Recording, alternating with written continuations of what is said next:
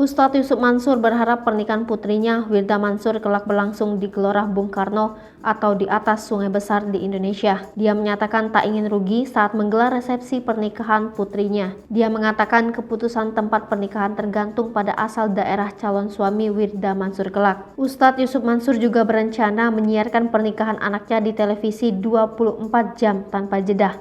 Namun, ia menegaskan pernyataan tersebut hanya bercanda. Kendati demikian, ucap dia keinginan kadang disampaikan lewat bercanda. Pasalnya, setiap ucapan adalah bagian dari doa yang bisa saja terwujud.